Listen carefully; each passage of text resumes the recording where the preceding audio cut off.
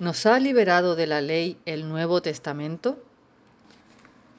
Es cierto que las Escrituras a simple vista parecen confirmarlo. Aquí hay algunos ejemplos. Romanos 6:14. Pues no estáis bajo la ley, sino bajo la gracia. Gálatas 3:25. Afirma que los cristianos, ahora que ha llegado la fe, ya no estamos a cargo de aquel esclavo que era la ley. Y Gálatas 5:18. Pero si sois guiados por el Espíritu, no estáis bajo la ley. En 2 Corintios 3:11, Pablo se refiere a la ley como lo que perece, mientras que el Evangelio perdura. No obstante, igualmente hay pasajes que parecen enseñar lo contrario. Romanos 15:4 nos dice que las cosas que se escribieron antes para nuestra enseñanza se escribieron, a fin de que por la paciencia y la consolación de las Escrituras tengamos esperanza. Romanos 3:31 pregunta, luego, ¿por la fe invalidamos la ley? En ninguna manera, sino que confirmamos la ley. Y Primera de Timoteo 1:8 nos aconseja, pero sabemos que la ley es buena, si uno la usa legítimamente.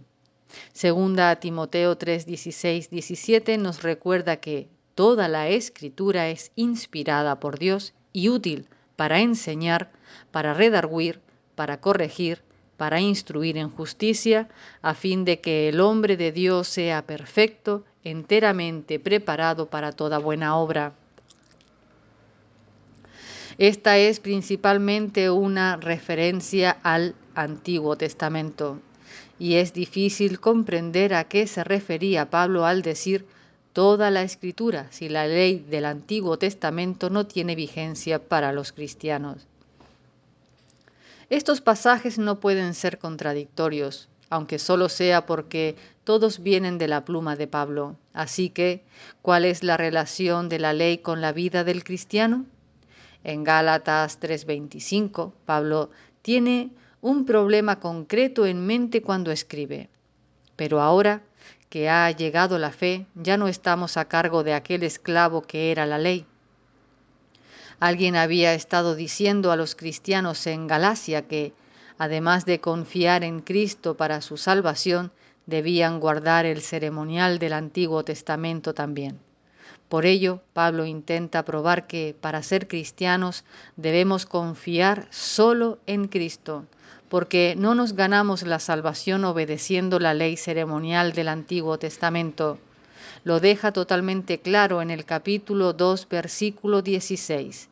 El hombre no es justificado por las obras de la ley, pero en caso de que alguien crea que Pablo está rechazando la ley en su totalidad, nos habla de su valor. En el 3:23 nos dice que la ley era como un guardián para asegurar que no escapáramos totalmente de Dios y creáramos nuestras propias reglas. Luego, en los versículos 24-25 dice que era como un supervisor o maestro para preparar la llegada de Cristo. Ahora que somos justificados por la fe en Cristo, ya no necesitamos la ley como un carcelero o supervisor, porque, como Pablo lo evidencia en Gálatas 3:26 y 5:1, somos hijos de Dios y por tanto libres. De la misma manera, en Romanos 10:4, Pablo declara a Cristo como el fin de la ley. Pero no quiere decir que Cristo ponga fin a la ley. Se refiere a que Cristo es la meta hacia la que la ley se mueve. Igual que si decimos a alguien, ¿qué fin tienes en mente al hacer eso?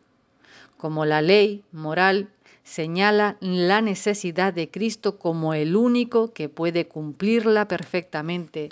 Así las leyes ceremoniales señalan al sacrificio de Cristo. Esa es la razón porque antes dije que cuando Cristo cumplió la ley significa tanto que la guardó como que la llevó a cabo. Según Pablo en Romanos 7:12, la ley a la verdad es santa y el mandamiento santo, justo y bueno. Hay algunas cosas que la ley no pueden hacer. No puede salvarnos y ni siquiera añadir nada a nuestra salvación, Solo necesitamos leer Romanos 3:28 para encontrar la demostración de esto.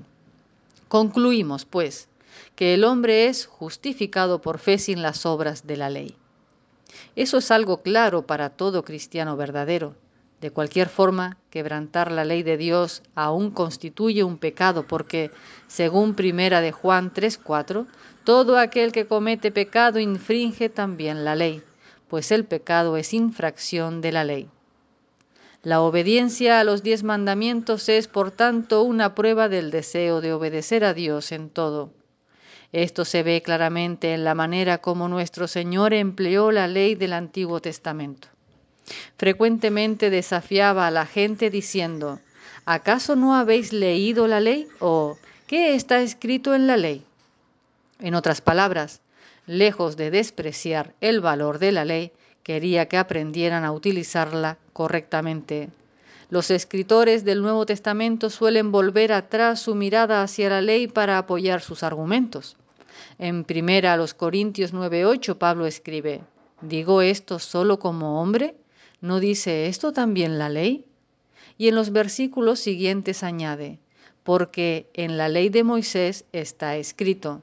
Más tarde, en el 14:21 y 34, Pablo refuerza sus argumentos con frases como: en la ley está escrito y como también la ley lo dice. A quienes se encargan del mantenimiento de su automóvil, el manual del taller les ofrece normas generales como: al montar, no apretar en exceso los tornillos. Pero cada tornillo tiene su propia torsión. La fuerza que le es aplicable a ese tornillo es concreto. Hay que guiarse por el manual para saber la torsión de cada tornillo. Algo parecido hace Pablo resumiendo en Gálatas 5, 14 y 16, al decir que en el amor se cumple toda la ley y que si vivimos en el Espíritu no satisfacemos los deseos de la carne. Pero a veces necesitamos saber qué es lo que espera Dios sobre un asunto en concreto de forma que podamos obedecer la ley del amor y andar en el Espíritu. La ley de Dios es como la torsión para una situación en particular. Tomemos como ejemplo el asunto de las ofrendas a Dios. En 1 Corintios 16:2, Pablo nos anima a ofrendar regularmente y de forma proporcional a nuestra renta, pero debido a que no nos dice en qué proporción dar, no podemos convertirlo en una ley para los cristianos. De cualquier forma, el valor del Antiguo Testamento es que impone la obligación a los israelitas de dar el diezmo, lo que significa dar la 10ª parte y, por tanto, nos proporciona un patrón que agrada a Dios. En otras palabras, hemos utilizado el Antiguo Testamento como nuestra torsión. En Jeremías 3:13 se dice lo mismo cuando el profeta habla del Evangelio como un tiempo en el que Dios pondrá sus leyes en nuestras mentes y las escribirá en nuestros corazones. El Salmo 48 es parecido. El hacer tu voluntad, Dios mío, me ha agradado, y tu ley está en medio de mi corazón. Necesitamos disponer de la ley de Dios para que nos guíe en todo tiempo. La ley es aún fundamental para nuestra vida cristiana porque nos ayuda a ver la santidad de Dios, ayuda a definir el pecado y nos ayuda a mantenernos en el camino cuando nos desviamos. Para los cristianos, la ley no es un enemigo, sino un amigo cuyas directrices amamos y trae libertad, no esclavitud, porque ahora la que nos domina es la ley real del amor. Recordemos que todo el Antiguo Testamento es para nuestra enseñanza.